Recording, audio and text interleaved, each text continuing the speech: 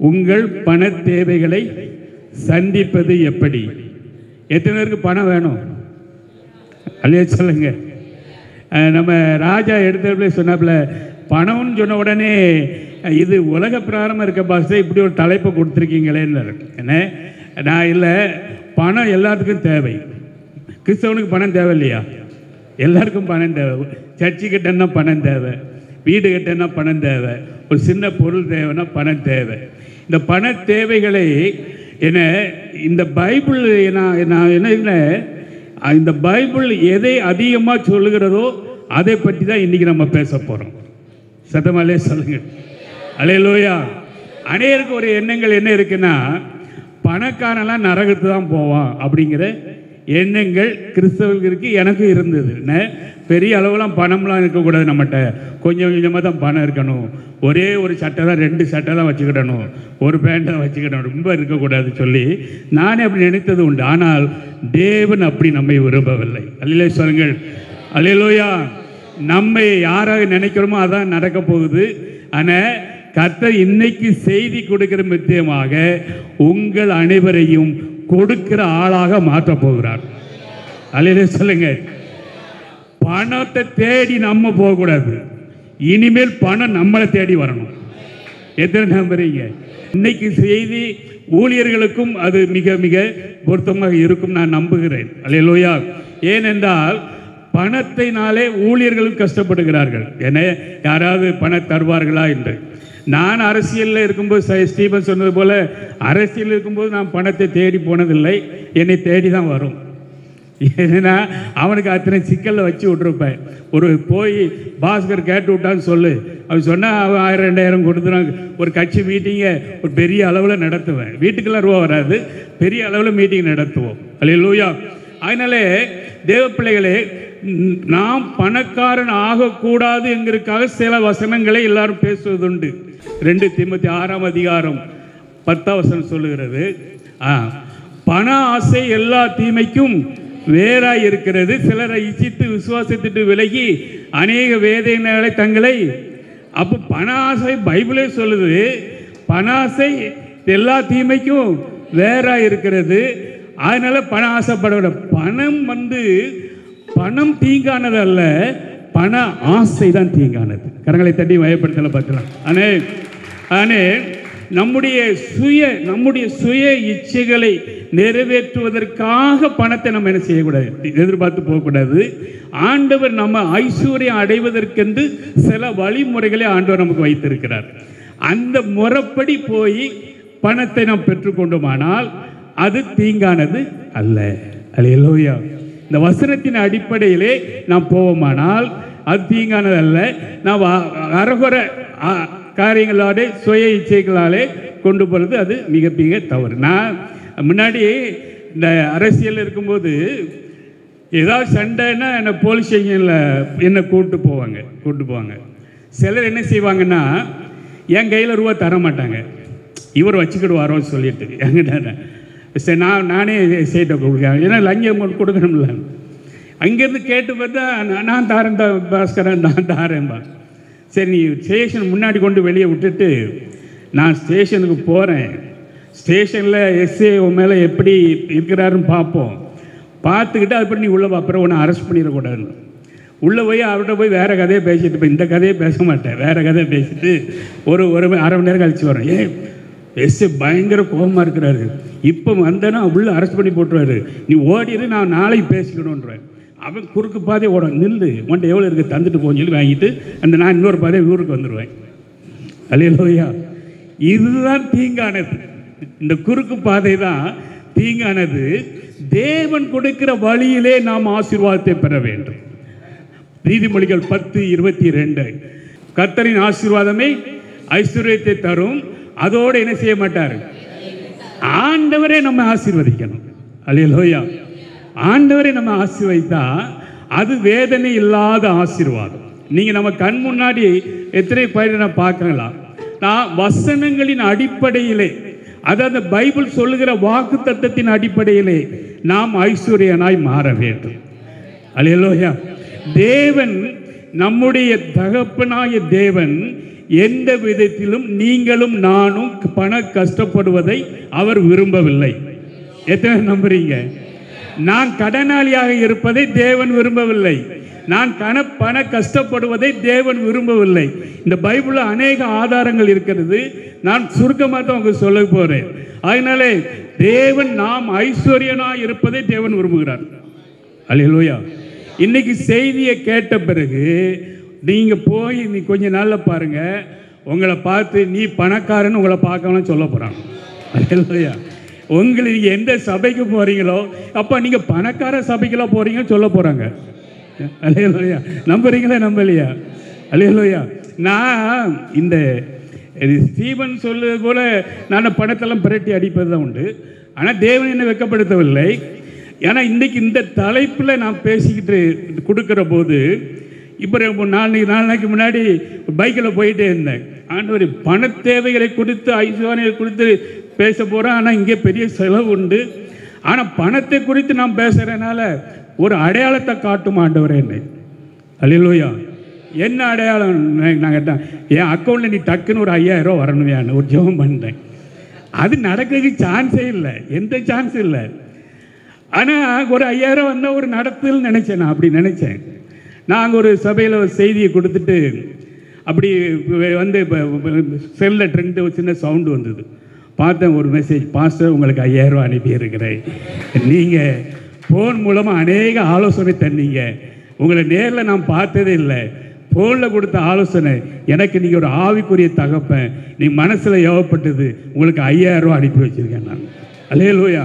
அப்போ நான் முடிவு பண்ணேன், இன்னைக்கு எல்லாரும் ஒரு விடுதலையோடு தான் போக போகிறீங்க.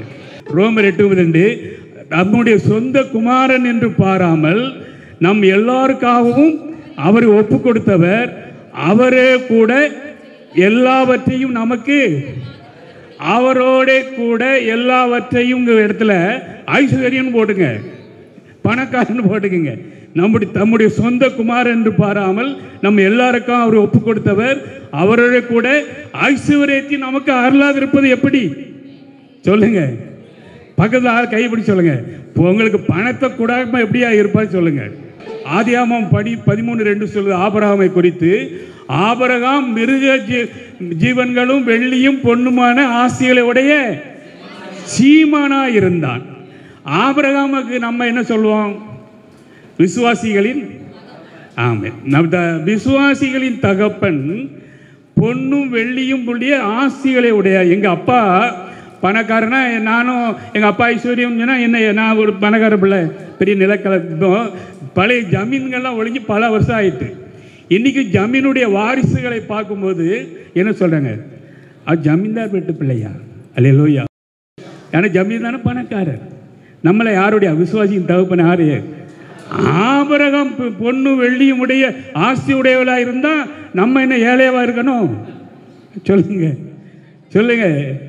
இவன் ஸ்டீவன் சொன்னது போல திடீர்னு ஸ்டீவனை ஃபோன் பண்ணுவாப்ல, என்ன திடீர்னு எப்பா ஒரு 2000 போட்டு விடுங்க, டக் போட்டு விடுவேன். என்ன பிறகுதான் போட்டு விடலை. அன்றைக்கி அங்கே போய் செய்தி கொடுத்தேன். நான் அடிக்கடி ஸ்டீவனுக்கு உதவுன்னு நினைக்கேன். ஆவியான சொல்லுவார், ரூபாய் கொடுத்து பையனை கெடுக்காதுன்ட்டாரு அப்படின்னு. அவன் அங்கே மனைவிட்ட சொல்லியிருக்கிறான், அப்பா யார் ரூபா அனுப்பலைன்னா இந்த ஆவியானவர் தான் ரூபா கொடுக்க சொல்லியிருக்காரு. அல்லேலூயா. கலாத்தியர் 3:14 பாருங்க. ஆபிரகாமுக்கு உண்டான ஆசீர்வாதம் கிறிஸ்து இயேசுவினால் புறஜாதிகளுக்கு வரும்படியாக ஆவியை குறித்து சொல்லப்பட்ட வாக்குத்தத்தத்தை நாம் விசுவாசத்தினால் பெறும்படியாக இப்படியாய். ஆபிரகாமுக்கு உண்டான ஆசீர்வாதம் கிறிஸ்து இயேசுவினால் புறஜாதிகளுக்கு வரும்படியாக. ஆபிரகாம் எப்படி ஐஸ்வர்யனா இருந்தானோ அந்த ஆசீர்வாதம் எல்லாம் இயேசு மூலமாக நமக்கு வரணும், வந்துதான் ஆகணும். அல்லேலூயா. போங்க. நீ இந்த வாரத்தில் நீங்கள் உங்களை பற்றி அனைத்து எதிர்பாராத இடங்கள்லாம் உங்களுக்கு பணம் வரும். அல்ல சொல்லுங்க, கூட்டு சொல்லுங்க, பணமே வான்னு சொல்லுங்க, வரும். நம்ம தேடி போகக்கூடாது. அல்லேலூயா. அதனால ஆபிரகாமுக்கு உண்டான ஆசீர்வாதம் இயேசு கிறிஸ்து மூலமாக நமக்கு வரணும்ல. வரக்கூடாது. என்னன்னா இந்த வசனங்கள் எல்லாம் நம்ம பிடிக்கலை, அது பிடிச்சி நம்ம ஜெபம் பண்ணலை. அதான் முக்கியம். ஜெபம் பண்ண, ஆண்டவரே ஆபிரகாம் ஆசீர்வாதம், அவர் ஐஸ்வர்யவான், பொண்ணு வெள்ளி இருந்தது. எனக்கு ஆவி என்ன விசுவாசிகளை தகப்பன் இயேசு மூலமாக எனக்கு வந்திருக்கணும்ல. அல்லேலூயா. நீங்கள் ஒரு ஊழியக்காரன் சொன்னார், அது மாதிரி வீட்டில் போய் அடிக்கடி ஜெபம் பண்ணுவேன். பண்ணும்போது அநேக இந்த செக் இருக்குது பார்த்தீங்களா, செக்கு டிடி எல்லாம் அதை ப்ரே பண்ணி போட்டிருக்கான் அந்த அம்மா. ஆனால் கஷ்டப்படுது. என்னம்மா இப்படி போட்டிருக்கேன்னு கேட்டால், என் மகன் வெளிநாடு போய் ரூபா அனுப்புவேன்னு சொன்னாங்க, அனுப்பவே இல்லை. இந்த தாள் மட்டும் அனுப்புவான், கலராக இருக்குன்னு ப்ரே பண்ணி போட்டிருக்கேன் தான். அவன் செக்கை அனுப்பியிருக்கிறான், இதுக்கு தெரியலை. இது ப்ரே பண்ணி போட்டுட்ருக்கு. ஆண்டவர் அநேக வாக்குத்தத்தங்களை தந்திருக்கிறார். நீ ஆசீர்வாதமாக இருக்கும்படியாக, நீ ஐஸ்வர்யமாக இருக்கும்படியாக, நீ கொடுக்கும் கரங்களை உடையவளாக இருக்கும்படியாக தேவன் அநேக வாக்குத்தத்தங்களை நமக்கு தந்திருக்கிறார். ஆனால் நாம் ப்ரே பண்ணி போட்டுட்டு இருக்கிறோம். உண்மையே இல்லையா? வாசியுங்கள் உபாகமம் 8:18. உன் தேவனாய் கர்த்தரை நினைப்பாயாக, அவரே உன் பிதாக்களுக்கு ஆணையிட்டு கொடுத்த தம்முடைய உடன்படிக்கையை உறுதிப்படுத்தும்படி என்னாலே உனக்கு உண்டாக்கியவர ஐஸ்வர்யத்தை சம்பாதிப்பதற்கான பலனை கொடுக்கிறவர். எப்படி நல்ல கவனிங்க, அன்றாட சாப்பாட்டுக்கு உனக்கு ரூபாய் கொடுக்கிறவன் சொல்லல, ஐஸ்வர்யத்தை சம்பாதிப்பதற்கான பலனை கொடுக்கிறவர். நீ உழைக்கிற உழைப்புல நீ ஐஸ்வர்யனா மாறணும், ஐஸ்வர்யத்தை வரக்கூடிய பலனை கொடுக்கிறவர். கர்த்தர் யாரெல்லாம் பேசுறாரு? என்ன உழைக்கிறோமோ, என்ன வேலை செய்கிறோமோ, என்ன வியாபாரம் பார்க்குறோமோ, அந்த வியாபாரத்து மூலமாக நீங்கள் ஐஸ்வர்யனாய் மாறும்படியாக. அல்லேலூயா. கர்த்தர் நம்மை அழைத்திருக்கிறார். நம்ம எத்தனை காரியங்கள் அழைத்திருக்கிறார். பாவத்திலிருந்து மீட்டிருக்கிறார், ரட்சிக்கப்பட்டிருக்கிறோம். ஆமாம், உண்மைதான். ஆனால் நாம் பணத்திலும் ஆசீர்வாதமாக இருக்க வேண்டும் என்று தேவன் விரும்புகிறார். இந்த பைபிள் அதான் சொல்லுது. இதை நாம் புரியாமல் இருக்கிறோம். ஐஸ்வர்யத்தை சம்பாதிப்பதற்கான பலனை கொடுக்கிறவர். ஐஸ்வர்யம் சம்பாதிப்பதற்கு பலன், அறிவு, ஆலோசனை எல்லாம் அவர் கொடுப்பார். எப்படி சம்பாதிக்கணுங்கிறதுக்கு குறுக்கு வழியில், நேர்மையான வழியில், இதில் இருக்கிற வசனத்தின் அடிப்படையில் நீங்களும் நானும் ஐஸ்வர்யனாய் மாற வேண்டும். அல்லேலூயா சொல்லுங்களேன், சத்தமாக தான் சொல்லுங்க. அல்லேலூயா. எங்களுக்கெல்லாம் அந்த அனுபவம் உண்டு. நான் ஒரு பக்கம் ஒரு ஊழியத்துக்கு போயிட்டு அங்கே நல்லா நிறைவேற்றிட்டு வந்தாச்சு. முடிஞ்சவன ஒரு கவரு தந்தாங்க. நான் கவரு பையில் வச்சுட்டு வந்து இடைவேளை வந்துட்டு இருந்து எடுத்து பார்க்க வெறும் எம்டி கவரு. அவர் மாற்றி தான் கொடுத்துட்டாரு. ஆனால் பணம் தேவை இருக்கிறது. அதெல்லாம் என்ன செய்யும்? சோர்வை உண்டாக்கும். ஆனால் நம்ம அப்படிலாம் கவலைப்படுவதில்லை. ஆனால் நமக்கு பணம் தேவை. ஐஸ்வர்யனாய் ஆக்குவதற்கு பலன் கொடுக்கிறவர். அதே சொல்லுங்களேன். நீங்கள் என்ன வேலை செய்தீங்களோ, அன்றாட கூலி வேலைக்கு போறீங்களோ, அதில் நீங்கள் பாஸ்டர் சீவன் சொன்னது போல மிச்சம் எடுத்து நீங்கள் ஐஸ்வர்யனாய் மாறுவீர்கள். பரவாயில்ல, கைப்பிடி சொல்லுங்க, நீங்கள் ஐஸ்வர்யனாக மாறுவீர்கள். அல்லேலூயா. வாசஸ் ஊழியங்கள் எல்லாம் யார் விசுவாசிகளை போய் கேட்க மாட்டாங்க. ஆட்டோமேட்டிக்காக பெட்டியை திறந்தா ரூபாயாக இருக்கும். அல்லேலூயா. சாமி நம்புங்க. Praise the Lord. என்ன ஒருத்தர் தேடி வந்தார். தேடி வந்து ஒரு நாள் பழக்கல, ஒரே ஒரு மாதிரி தான் பழக்கம். அப்போ வந்து கணவன் மனைவியாக வந்தாங்க. வந்து பாஸ்டர் எங்களுக்காக ஜெபம் பண்ணுங்க சொன்னேன். நாங்கள் கொஞ்சம் கொஞ்சமாக சேகரித்து ஒரு 5000 ரூபா வச்சுருக்கிறோம். ஆனால் யாருக்கு கொடுக்கணும் நாங்கள் ஜெபம் பண்ணோம். ஆண்டவர் உங்கள் முகத்தை காட்டினார். அப்படி சொல்லி ஒரு காணிக்கை சில்லையாக ஒரு 5000 ரூபா காணிக்கை. நான் ரொம்ப நாள் எடுத்து செலவழிக்கே இல்லை. இது ஆண்டவர் கொடுத்ததா இல்லையா ரொம்ப நாள் ஜெபம் பண்ண பிறகு எடுத்து செலவழித்தேன். தேவன் நினைத்தால் எங்கிருந்தாவது வரும். அல்லேலூயா. ஆமென். ஒரு பாஸ்டர் சொன்னார், பெரிய மீட்டிங் நடத்திட்டு அன்றைக்கி ஊழியக்காரனுக்கு அனுப்பும்போது கொடுப்பதற்கு ரூபா இல்லை, காணிக்கை கொடுப்பதற்கு. சரி, ஒன்றும் வேண்டாம், அவர் நல்ல சமையல் பண்ணுவார். ஒரு வான்கோழி அடித்து ஒரு பிரியாணி போட்டு கொடுத்துருவோம், 6 ரூபாயெல்லாம் கொடுக்க வேண்டாம் அப்படின்னு நினச்சி அவர்கிட்ட வான்கோழி, ஆடு, மாடெல்லாம் வளர்ப்பார். கோழி அடித்து பிரியாணி போட்டுட்டு இருக்கும்போது இறப்பையில் கொஞ்சம் மஞ்சள் கலரில் ஏதோ சின்ன தகடு தெரிஞ்சிருக்கு. அது தூர வச்சுட்டு சமையல்லாம் பண்ணி முடிச்சுட்டு அப்படி அசிஸ்டன்ட் ஊழியக்காரன் இது பித்தளை மாதிரி இருக்குது, தங்கமாக இருக்கான்னு பார்த்து போய் கேட்டுவானா, அது தங்கம். அல்லேலூயா. அந்த ஊழியக்காருக்கு 3000 ரூபா கொடுக்க வேண்டியிருக்கு.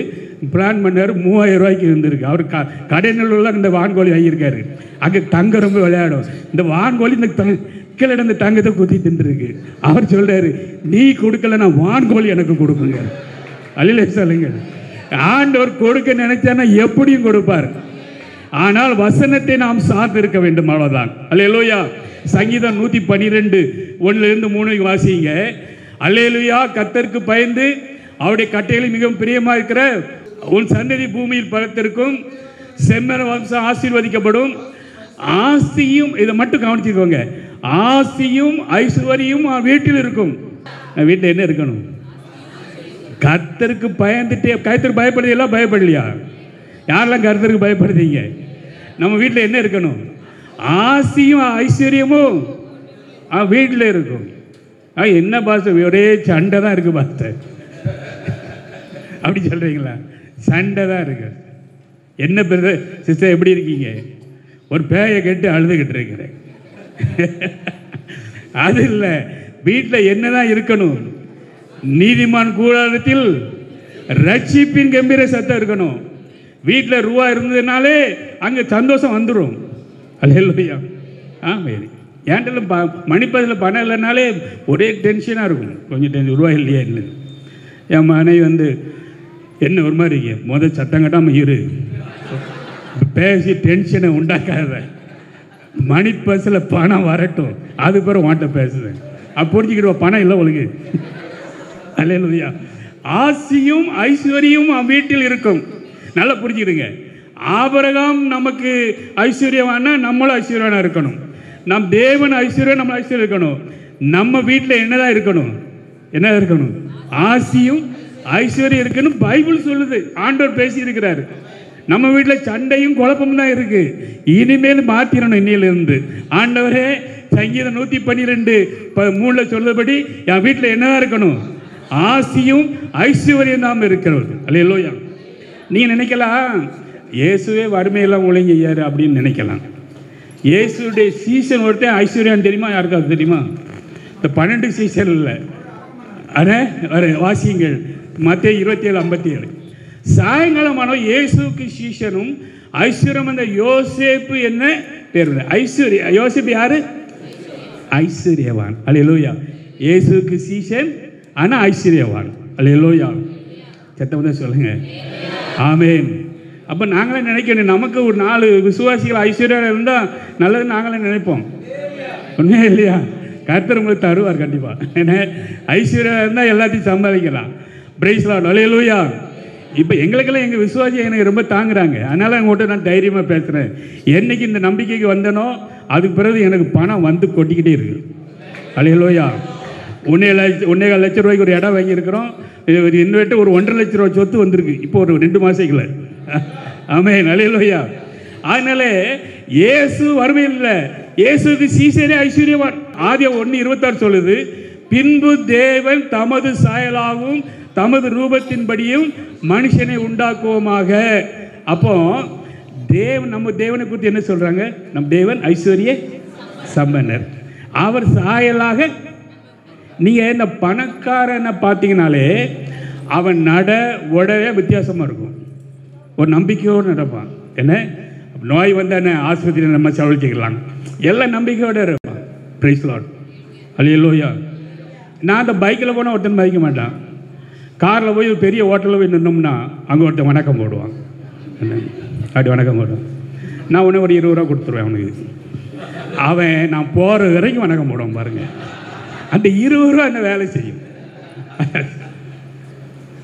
பெரிய ஹோட்டல்லாம் அதுதான். ஆனால் பைக்கில் போனோம்னா வணக்கமும் போட மாட்டான், ஒன்றும் போட மாட்டான். அல்லேலூயா. நம்ம ட்ரெஸ்ஸுகளை நல்லா இருக்கணும்.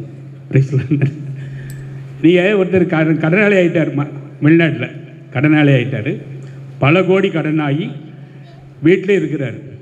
ஆனால் அவருக்கு என்ன செஞ்சார்? அவர் சொல்கிறாரு, உனக்காக நீ சாப்பிடு, மற்றவனுக்காக ட்ரெஸ்ஸை உடுத்துங்கிறார் அவர். அதாவது உனக்கு எவ்வளோ சாப்பிட முடியுமோ அதை சாப்பிடு. அவன் சொன்னாங்கிறதுக்காக பிரியாணியவும் அதை இதையும் சாப்பிட்டுட்டு நான் உடம்புக்கு எடுத்துக்கிடாத.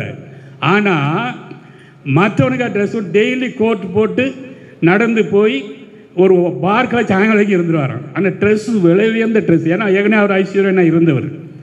ஆனால் ஒரு நாள் இந்த கடன்காரெலாம் பார்த்தான், என்ன நீ பிஸ்னஸை தொடங்கலை, நான் இத்தனை கோடி தாரேன், மீண்டும் பழைய கோடினா அந்த ட்ரெஸ்ஸு அவனை அந்த விலை உயர்ந்த ட்ரெஸ்ஸானது அவனுக்கு மீண்டும் கடன் கிடைச்சி மீண்டும் பணக்காரனாக மாறிட்டான். அதனால் ட்ரெஸ்ஸில் மிக முக்கியம். ட்ரெஸ்ஸு. நான் ஜிப்பா போட்டு போவேன். ஒரு வீட்டில் அவங்க ஒரு இந்து தான். போன உடனே அவன் சாமியார் மாதிரி பார்க்க என்ன, நான் ஜிப்பா போட்டு உடனே குடும்பமாக என் காலில் கும்பிட்டு விழுது வரிசையாக. சரி, நானும் ஒன்றும் சொல்ல, இப்போ நீ கும்பிட்டு விழுந்துக்கோ, பிறகு சுவிசேஷத்தை சொல்லுவோம். சில நேரங்களில் நமக்கு அப்படிப்பட்ட மரியாதைலாம் கிடைக்கும். அதெல்லாம் விட்டேன். தேவன் நம்மை ஐஸ்வர்யனாக பார்க்கிறார். எத்தனை பேர் நம்புறீங்க? நீ போங்க, உங்களுடைய பண தேவைகள் எல்லாம் சந்திக்கப்படும். ஒரு சபையில் செய்தி கொடுத்தேன், யாருக்குள்ள எவ்வளோ கடன் இருக்குன்னு சொன்னேன். எல்லாரும் ஒவ்வொரு சொன்னாங்க. ஒரே ஒரு சகோதரி மட்டும் எனக்கு 5 லட்ச ரூபா இருக்குன்னாங்க. அடுத்த மாதம் வருவேன் 5 லட்சத்துக்கு போக மிச்சம் இருக்குன்னு சொன்னேன். மறுவாரம் போன பாஸ்டர், நான் ஒரு பிரைவேட் ஸ்கூலில் வேலை பார்த்தேன், அங்கே வேலையை விட்டு நின்றுட்டேன், என் பிஎஃப் பிடிச்ச ரூபா 5 லட்ச ரூபா வந்தது. எல்லா கடனையும் கர்த்தர் அடைக்க உதவி செய்தார். எங்கே இருந்தாலும் பணத்தை கொண்டு வருவார். நம்முடைய கர்த்தராய் இயேசு கிறிஸ்துவின் கிருபையை அறிந்திருக்கிறீர்களே, அவர் ஐஸ்வர்யம் உள்ளவராய் இருந்தும் நீங்கள் அவருடைய தரித்திரத்தினாலே, அவர் ஐஸ்வர்யமாக இருந்தும், இது சிலர் சொல்லுவாங்க இது ஒரு ஆவிக்குரிய அர்த்தம். ஆவிக்குரிய அர்த்தமே இல்லை. அவர் ஐஸ்வர்யனாக இருந்தார், நமக்காக சிலுவையில் தரித்திரரானார். அல்லேலூயா. இப்போ நாம் ஐஸ்வர்யனாக கொஞ்சம் நல்ல பணம் இருக்குன்னா, இயேசு எனக்கு தரித்திரரானார், நான் இன்னைக்கு கோடீஸ்வரன். நீங்கள் சொல்லுவீங்க, சொல்லுவீங்களா சொல்ல மாட்டீங்களா? நீங்கள் எழுதி வச்சுக்கோங்க, நான் இன்னைக்கு ஐஸ்வர்யனாக இருக்கேன்னா இயேசு எனக்கு தரித்திரரானார். அல்லேலூயா. நீங்கள் ஸ்டீபன் சொன்ன போல இது குடிகாரன் தலைமையிடமாக இருந்த இடம். எங்கள் தாத்தா பெரியப்பா எல்லாரும் குடிக்கிறது தான். நானும் அது எங்கள் அண்ணனாக சேர்ந்து கிறிஸ்மஸுக்கு இங்கே ஒரு பார்ட்டி நடத்துவோம் இந்த இடத்துல. கர்த்தர் இன்னைக்கு இதை ஐஸ்வர்யமாக உள்ள இங்கே மாற்றி இந்த இடத்துல ஒரு ஆராய்ச்சி நடத்துகிறார் என்றால் அது தேவன் செய்த பெரிய காரியம். அதனால தேவன் ஐஸ்வர்யமுள்ளவராக இருந்தும் நம் நிமித்தமாக தரித்திரரானார். அல்லேலூயா. இயேசு நமக்காக கல்வாரி சிலுவையிலே பலியாக செலுத்தி நம்மை எல்லாம் ஐஸ்வர்யனாக ஆக்க வேண்டும் என்று. அல்லேலூயா. ஆனால் நான் கடனாளி அப்படி அப்படி இல்லை. நீ இயேசுவை மட்டும் பாருங்க.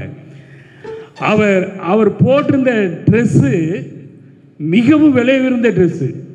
எங்கேருந்து வாங்கினார்னு யாருக்கும் தெரியாது. வாசிங்க, அந்த அவர் சீர்வை எழுதியாங்களாம். அந்த மத்தேயு 27:35 பாருங்க.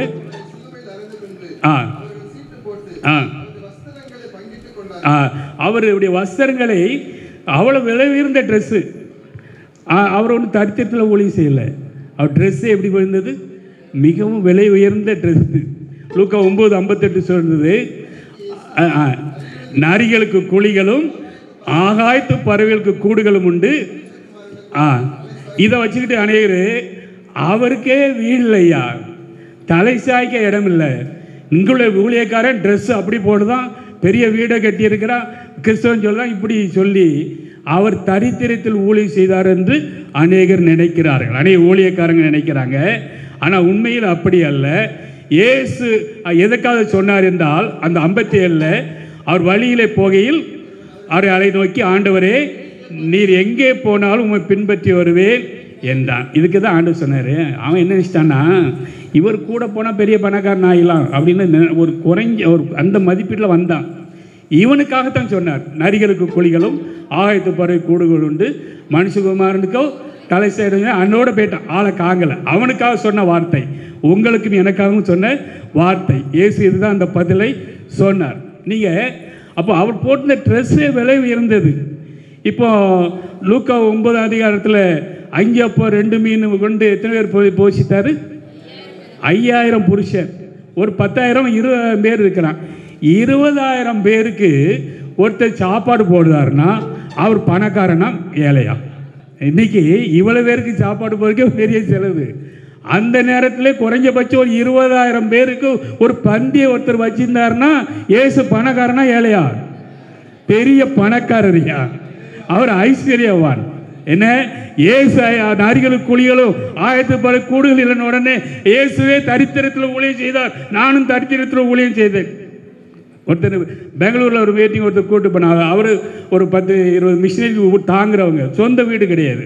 கூட்டு போன சொன்னார், அவர்கிட்ட போன பாருங்கள், ஒரு வீடு கூட இல்லாமல் இருக்காங்க, ஆனால் 4-5 பேருக்கு உதவி பண்ணுறாங்க, என்ன ஊழியம் செய்கிறாங்க. அவர்கிட்ட போய் கேட்டேன், என்ன செய்றீங்க பிரதர்னு. எங்களுக்கு பரலோகத்தில் வீடு இருக்கிறனால பூர்வத்தில் வேண்டான்னாரு. பூர்வத்தில் வீடு இல்லை, எல்லாவற்றிலும் நீங்கள் ஐஸ்வர்யவனாக இருக்க வேண்டும். அல்லேலூயா. எல்லாமே ஐஸ்வர்யவான். அப்போ அவர் இயேசு ஐஸ்வர்யவானாத்தான் ஊழியம் செய்தார். எத்தனை நம்புறீங்க? வசனத்தை நான் சொல்லிடுங்க என்ன. அப்போ வாசியுங்கள், அந்த இன்னொரு வசனத்தை கூட வாசிக்கலாம். மத்தேயு 8:19, மார்க் 8:19 வாசியுங்கள். நான் 5 அப்பங்களை 5000 பேருக்கும் பங்கிட்ட போது மீதி எத்தனை கூட எடுத்தீர்கள் என்று கேட்டார். 12 என்றார்கள். 7 அப்பங்களை 4000 பேருக்கு விட்ட போது மீதியான துணிக்கைகளை எடுத்தார்கள். அது பாருங்க, எல்லாம் சாப்பிட்டு மிச்சம் மீதியா இருக்கு. அல்லேலூயா. அப்ப மீதம் எடுக்க அளவுக்கு கொடுக்கிறவர். சொல்லுங்க, மீதம். பைபிள் சொல்லுது, என் பாத்திரம் நிரம்பி வழியணும். நம்ம பாத்திரம்லாம் வர வர விரிஞ்சிக்கிட்டே போகுது. எவ்வளோ வந்தாலும் உள்ளே நேர்த்துக்கிடுது. அப்படியே விரியக்கூடாது, நிரம்பி என்ன செய்யணும்? வழியணும். கர்த்தர் நிரம்பி அப்போ போதியா இன்னும் யாருக்காவது கொடுப்போங்க அளவுக்கு கர்த்தர் உங்களுக்கு என்ன செய்வார். அல்லேலூயா. அப்போ ஒரு பெரிய ஒரு பந்தி ஆயத்தப்படுத்த வேண்டுமானால் ஒரு ஐஸ்வர்யவானத்தால் முடியும். இயேசும் ஐஸ்வர்யவான். சத்தமா சொல்லுங்க, நான் ஆராதிக்கிற இயேசு ஐஸ்வர்யவான். இப்போ பஸ்காவை புசிக்கிறதுக்கு ஒரு வீடு தேவைப்பட்டது. அப்போ அவன் வீட்டை நான் அங்கே ஒரு வாடகைக்கு வீடு எடுப்போமாலாம் நினைக்கல. அவர் என்ன சொன்னார் பாருங்க, மார்க் 14:12, பஸ்காவை பலியிடும் நாளாகிய அவருடைய சீசர் அவரிடத்தில் வந்து, நீர் பஸ்காவை புசிப்பதற்கு நாங்கள் எங்கே போய் ஆயத்தம் பண்ண சித்தமாய்க்கு என்று கேட்டார்கள். நோக்கி, நீங்கள் நகரத்துக்கு போங்கள், அங்கே தண்ணீர் கூட சுமந்து ஒரு மனுஷன் உங்களுக்கு எதிர்படுவான், அவன் பின்னே போங்கள். அவர் எந்த வீட்டில் பிரவேசிக்கிறானோ அந்த வீட்டு எஜமானை நீங்கள் நோக்கி, நான் சீஷரோடு கூட பஸ்காவை புசிக்கிறதுக்கு தகுதியான இடம் எங்கே என்று போதிட கேட்கிறா என்று சொல்லுங்கள். அங்கே என்ன நடக்குமா? கம்பளம் முதலானவைகள் விரித்து ஆயத்தம் பண்ணிட்டு இருக்கிற விஸ்தாரமான மேல் வீட்டறையை உங்களுக்கு காண்பான். அல்லேலூயா. விசுவாசம் தான். அவர் எல்லாமே போயா எனக்கு ஒரு வீடு வேணுமா, அங்கே திருநெல்வேலியில் நீங்கள் அங்கே ரெட்டியாவில் குக்கரமட்டையில் ஒரு சின்ன குடிசை இல்லை, திருநெல்வேலியில் ஒரு பெரிய பங்களாவை கர்த்தர் உங்களை ஆயத்தம் பண்ணி வச்சிருக்கிறார். அல்லேலூயா. அதனால் விசுவாசத்தில் பெற்றுக்கொண்டார். அங்கே வாடகைக்கு அங்கே ஒருத்தர் கம்பளம் முதலாக விரித்து ஆயத்தம் பண்ணபடி விசாரணை வீட்டை உங்களுக்கு காண்பிப்பான். சரி, வரி கட்ட வேண்டி இருந்தது. வரி கட்ட வேண்டிய பணம் தேவைப்பட்டது. யார்கிட்ட போய் கடன் கட்டாரா? என்ன செஞ்சார்? வாசியுங்கள், மத்தேயு 17:27.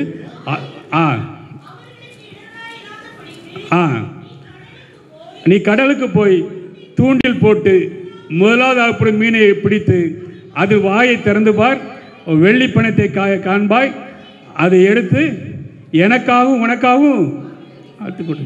அல்லேலூயா. அப்போ எதுவுமே கையில் இல்லை, ஆனால் விசுவாசத்தில் பெற்றுக்கொள்வார். நீங்களும் விசுவாசத்திலே ஐஸ்வர்யங்களாய் மாற வேண்டும் என்பதுதான் இன்றைக்கு செய்தி. அல்லேலூயா. ஒரு கழுதை தேவைப்பட்டது ஆண்டவருக்கு. அதுக்கு என்ன செஞ்சார்? மத்தேயு 21:1 தானே? மத்தேயு 21:1. அவர் எருசலேம் சமயம் வந்தபோது, பெத்லேஹேமுக்கு வந்தபோது இயேசுவானவர் சீசர் 2 பேரை நோக்கி, நீ பொறுமா, நீ பாஸ்ட் வாசிக்கிற போங்கள். போன உடனே அங்கே கழுதையையும் அதோட குட்டியையும் கட்டியிருக்க காண்பீர்கள். அவிழ்த்து கொண்டு என்னிடத்தில் வாருங்கள்.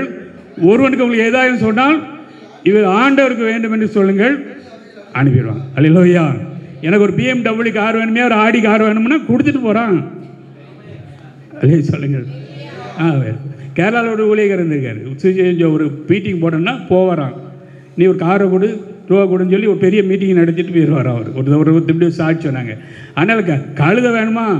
அதுக்கும் விசுவாசம்தான். கேட்டால் என்ன செய்ய போகிறான்? கேட்டால் இயேசு விசுவாசத்தினாலே எல்லாவற்றையும் பெற்றுக்கொண்டார். நமக்கு என்ன இல்லை? விசுவாசம்னா குறைவு. வேறு எல்லாம் இருக்குது, விசுவாசம் மட்டும் என்ன செஞ்சது? கொஞ்சம் குறைவாக இருக்குது. இயேசு எல்லாவற்றையும் தன்னுடைய தேவைகள் எல்லாவற்றையும் இன்றைக்கு செய்தில் கர்த்தர் உங்கள் கடன்களை மாற்றுவார். சத்தவாதி சொல்லுங்க. ஸ்டீவன் சொன்னால கடன் கொடுத்துட்டு மறந்து என்ன கடன் கொடுத்து மறதில்லை. கர்த்தர் கடனை மாற்றுவார், உன் நஷ்டத்தை இன்றையோடு மாற்றுவார், உன் தோல்வியை மாற்றுவார். தேவனுடைய விசுவாசிங்க, தேவனுடைய வல்லமை. நீ கடனாளி அல்ல, கடன் கொடுக்கிறவராய் கர்த்தர் உங்களை மாற்றப் போகிறார். விசுவாசிமான சத்தம் அல்லையா சொல்லுங்க. அவர் சட்டையின் கீழ் அடைக்கலம் புகவே தம் சிறகுகளால் மூடுவார்.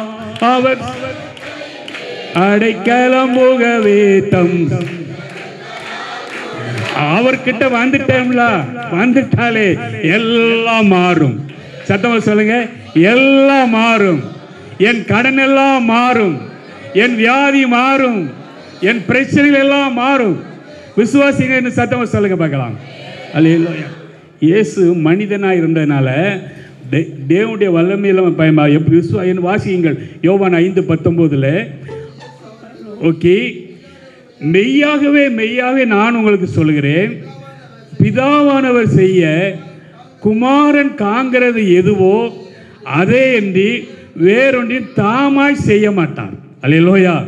அவர் எவைகளை செய்கிறாலும் அதான் அவர் தாம செய்யலை, எல்லாம் பரத்திலேருந்து ஜெபம் பண்ணி பெற்றுக்கொண்டார்.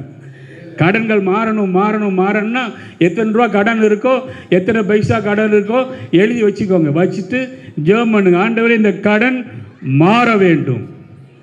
யோவான் 14:12 சொல்கிறது, மெய்யாவே மெய்யா நான் சொல்கிறேன், நான் பிதாவிடத்துக்கு போகிறபடியால் என்னை விசுவாசிக்க நான் செய்கிற கிரியம் தான் செய்வான், இவைகளை பார்க்கிலும் பெரிய காரியங்களை சொன்னார். என்னை விசுவாசிக்கிறவன், அதுக்கு இன்னொரு அர்த்தம் உண்டு. இன்றைக்கி அநேக ஊழியக்காரங்க அவர் செய்யாத நான் செய்யணும்ல, அதுக்கு அது சரியான அர்த்தம் நான் ஒரு 3 வருஷம் ஊழியத்தில் இவ்வளோ செஞ்சுருக்கேன், நீங்கள் ஒரு 20 வருஷம் 30 வருஷம் செய்வீங்க தான் அதோடைய அர்த்தம் சரியான அர்த்தம். அதனால் ஆண்டவர் என்னெல்லாம் செய்கிறோமோ அதை நமக்கும் செய்ய விடுவார். 13 நீங்கள் நாமத்தினால் எதை கேட்பீர்களோ நீங்கள் என் நாமத்தினால் எதை கேட்பீர்களோ, சத்தமாக சொல்லுங்க, நீங்கள் என் நாமத்தினால் எதை கேட்பீர்களோ, நீங்க எனக்கு ஆண்டவரே பணத்தை தாரும் கேளுங்க, தருவார். என்னாச்சு? பணத்தை தாரும் ஆண்டவரேன்னு கேட்கணும். என்னை ஐஸ்வர்யனா மாற்றும். இந்த இடத்துல இன்னைக்கு இதுதான் செய்தி. நான் இன்னும் நாளைக்கு சுகமளிக்கிறது குறித்து பேசலாம், வரங்களை குறித்துலாம் பேச முடியும். இன்னைக்கு அதான், என் நாமத்தினாலே நீங்கள் எவைகளை கேட்பீர்களோ அதை மைப்படி 14 சொல்லி, நாமத்தினால் நீங்கள் எதை கேட்டாலும் அது உடனே ரெடி ஆகும். அல்லேலூயா. அது சேவை கண்டிப்பாக நான் ஐஸ்வர்யனாக வர வேண்டும். சொல்லுங்க, என்னை பார்க்குவங்க, யோ நீ பெரிய நிலக்கலார் இல்லையா அப்படி சொல்லணும் நம்மளை பார்த்து. அப்படியா? நான் எவ்வளவு நெருக்கடி இருந்தாலும் இந்த மீட்டிங் போனாலும் பணத்துக்கு முக்கியத்துவம் கொடுக்க மாட்டேன். யாராவது காணிக்கை கொடுத்தாலும் வாங்க மாட்டேன், ஆனால் தேடி வரும். அல்லேலூயா சொல்லுங்கள். யோவான் 15:17 சொல்லுது, நீங்கள் என்னிலும் என் வார்த்தை உங்களில் நிலைத்திருந்தால் நீங்கள் கேட்டுக்கொள்வது எதுவோ, நாம் அவருடைய வசனம் இருந்தால் தான் நடக்கும். சும்மா ஒரு பணக்காரன் ஆனாலும் ஆக முடியாது. பணக்காரன் ஆக வேண்டுமானால் அவருடைய வசனம் நமக்குள்ள இருக்க வேண்டும். இன்னைக்கு பேசின வசனத்தெல்லாம் மனசில் என்ன செஞ்சீங்க? பின்னாடி பேப்பரில் வச்சுருக்கிறேன், நீங்கள் வாங்கிட்டு போங்க, வேண்டுங்க ஆளுங்க வீட்டில் போய் தியானிங்க. வசனத்தின் அடிப்படையில் உங்களை பணக்காரனாய் மாற்றுவார். சொல்லுங்க, எதை கேட்டாலும் தருவார். ஆண்டவரே என்னை பணக்காரனாக மாற்றும், என்னை பணக்காரியாக மாற்றும். வருமா வராதா? வரும். ஆனால் வராதுன்னு கிடையாது, வரத்தான் செய்யும். அல்லேலூயா சொல்லுங்கள். சிலர் என்ன நினைக்கும், நம்ம ஆண்டவரை தேடாதவர்களெல்லாம் பணக்காரனாக இருக்கானே அப்படி நினைக்கல இல்லையா? நம்ம இவ்வளோ வசனத்தை சொல்லிட்டு கிடக்கும், இந்த வசனத்தை தெரியாதவங்கெல்லாம் பணக்காரனாக இருக்கானே, நான் மட்டும் ஏன் ஏழையாக இருக்கேன்னு நினைக்கிங்களா? ரெட்டியாக வீட்டுக்கு ஆள்களுக்கு தெரியும் எத்தனை பேர் பணக்காரனாக இருந்து ஏழையாக மாறியிருக்காங்கன்னு தெரியும். உங்கள் ஊரில் பார்த்துருப்பீங்க. யோபு அதுக்கு நல்ல பதில் சொல்லுகிறார். 27, 16, 17, 18, 19 அவன் யார்? அந்த பணக்காரன். உலக ஆண்டவர் இல்லாமல் பணக்காரன் ஆனவன். அவன் புழுதியை போல பணத்தை குவித்து கொண்டாலும் மண்ணை போல வஸ்திரங்களை சவதரித்தாலும் அவன் சவதரித்ததை நீதிமான் உடுத்தி கொண்டு அவன் சவதரித்ததை நீதிமான். அநேக தேட்டர்லாம் இன்னைக்கு சர்ச்சை நடந்துட்டு இருக்கு அநேக இடங்களில். ஆண்டவராக ரசிக்கப்பட்ட நீதிமான் சபை நடத்திக்கிட்டு இருக்கிறாங்க அநேக தேர். எனக்கு தெரிஞ்ச அளவில் அவனுடைய வீடு பொட்டு பூச்சி கட்டின வீட்டை போலவும் காவல்காரன் குடிசை போலவும் 19 அவன் ஐஸ்வர்யனாக தூங்கி கிடந்து ஒன்று பறிகொடாதே போனாலும் அவன் கண்களை திறக்கும் போது அல்லேலூயா சொல்லுங்கள், சத்தமாக தான் சொல்லுங்கள். பாருங்க, அவன் எவ்வளவு உலகப்பிராம ஐஸ்வர்யன் ஆண்டால் அது வேதனை உள்ளது. இந்த பைபிளின் படி ஒருவன் ஐஸ்வர்யனா மாறிவிட்டான் என்றால் அவன் வேதனை இல்லாத ஆசீர்வாதம். சங்கீதம் 84:11 சொல்லுகிறது, தேவனாய் கர்த்தர் சூரியன் கேடகமானவர், கர்த்தர் கிருபை மகிமை அருள்வார், உத்தமமாய், இதை மட்டும் நோட் பண்ணிக்கோங்க, உத்தமமாய் நடக்கிறவர்களுக்கு நன்மையை வழங்காதிரார். சொல்லுங்க, உத்தமமாய் நடக்கிறவர்களுக்கு, இப்படி சொல்லுவோமா, உத்தமமாய் நடக்கிறவருக்கு ஐஸ்வர்யத்தை வழங்காதிரார். சொல்லுங்க, உத்தமமாய் நடக்கிறவர்களுக்கு ஐஸ்வர்யத்தை, உத்தமமான இந்த பைபிள் படி நடக்கிறவர்களுக்கு. 4 ஞாயிற்றுக்கிழமைன்னா எங்கள் சொந்தக்காரன் வந்துட்டான், அதனால் 4 வாரமாக சர்ச்சுக்கு போகல, அவங்களுக்கு இல்லை. ஞாயிற்றுக்கிழமை என்றால் சர்ச்சில் இருக்கிறவர்களுக்கு, பைபிள் வாசிக்கிறவர்களுக்கு, அவர்களுக்கு அவர் நன்மையை வழங்காதிரார் இடத்துல எனக்கு ஐஸ்வர்யத்தை வழங்காமல் இருக்க மாட்டார். என்னை பணக்காரனா மாற்றிதான் என் ஆண்டவர் பார்ப்பார். கரங்களை தட்டி மயப்படுகிறார். சத்தமாக தான் சொல்லுங்க. அல்லேலூயா. எல்லாம் நான் சொல்கிறேன் என்னென்னா, இந்த வசனத்தை நீங்கள் ஃபாலோ பண்ணீங்கன்னா 1 மாதம் 2 மாதம் ஆண்டவர் பார்ப்பார். சரி, இந்த வீட்டில் ரூபாய் கொடுத்துட வேண்டியான்னு பார்த்துறாரு. அல்லேலூயா. வாசியுங்கள், சங்கீதம் 68:19. என்னால் ஆண்டவருக்கு ஸ்தோத்திரம், நம்மேல் பாரம் சுமத்தினாலும் நம்மேல் ரட்சிக்கிற தேவன். இதை மட்டும் எடுத்துங்க, நம்மேல் பாரம் சுமத்தினாலும் நம்மை ரட்சிக்கிற தேவன். என்னை குழுவிலே கடனாளியா ஆக்கினாலும் என்னை பணக்காரனா ஆக்கிறவர் அவரே. சொல்லுங்க பார்க்கலாம். அல்லேலூயா. என்னை குழு லோன் எடுத்து கடனாளி ஆக்கினாலும் என்னை பணக்காரனாக பணக்காரி ஆக்கிறவர் அவரே. பைபிள் அப்படிதான் சொல்லுது. காரங்களை தட்டுங்க பார்க்கலாம். நம்மேல் பாரம் அப்படிதான் இருக்கு. நம்மேல் பாரம் சுமத்தினாலும் நம்மை ரட்சிக்கிற தேவன் அவர். அப்படின்னா நான் கடனாளி ஆகிறதுக்கு தேவன் அனுமதிச்சிட்டாரு. கொஞ்சம் கடனாளி ஆகிட்டேன், இனி நான் வசனத்தின்படி போவேன். என்னை ஐஸ்வர்யவானாக ஐஸ்வர்ய ஆக்கிறவரும் அவரே. மத்தேயு 6:33 சொல்லுது, முதலாவது தேவனுடைய ராஜ்யத்தையும் அவர் நீதியும் தேடுங்கள். அப்போ இதெல்லாம் முதலாவது தேவனுடைய ராஜ்யத்தை தேடினா எல்லாவற்றையும் கொடுப்பார். எல்லாம் கொடுப்பார். நல்ல பணத்தை கொடுப்பார், நல்ல ஆரோக்கியத்தை கொடுப்பார், நல்ல செழிப்பை தருவார், நல்ல குடும்ப சமாதானத்தை தருவார், குடும்ப பாரத்தை எல்லாம் மாற்றுவார். முதலாவது எதை தேட வேண்டும்? தேவனுடைய ராஜ்யத்தையும் அவருடைய நீதியையும். அல்லேலூயா. நீங்கள் இந்த வசனத்தை பிடிச்சிக்கிடணும். இந்த வசனத்தை பிடிச்சிக்கிட்டு கர்த்தர் எனக்கு எல்லாம் தருவார். அல்லேலூயா. யாருக்கெல்லாம் கார் வேணும்? கார் தருவார். வெளிக்கிழமை எல்லாம் கார் தருவார். கேட்டால் தான் தருவார்.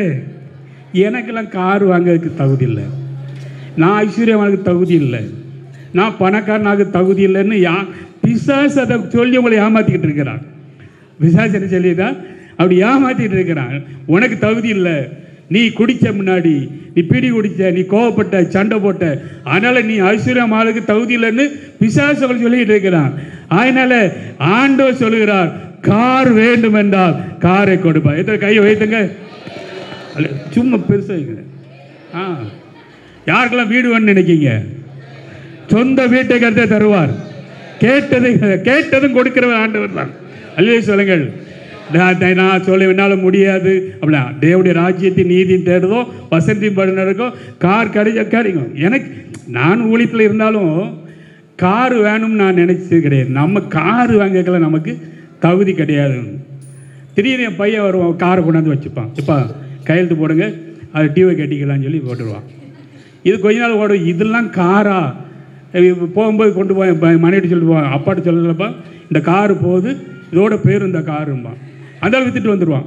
அங்கே விற்றுட்டு எப்பா கையெழுத்து போட வாங்கப்பா, நான் கையெழுத்து போட்டுருது. ஆனால் ஒன்றும் சொல்லதில்லை.